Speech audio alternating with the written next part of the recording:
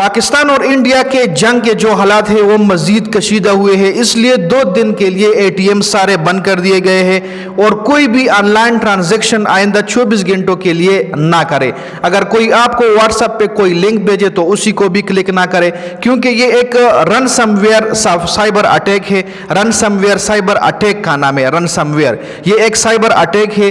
तो ये हुआ है, बिल्कुल कंप्लीटली ये खबर कंफर्म है कि ये साइबर अटैक हुआ है, जिसमें से आपकी जो ऑनलाइन ट्रांजैक्शन है वो भी मुतासर हो सकती है।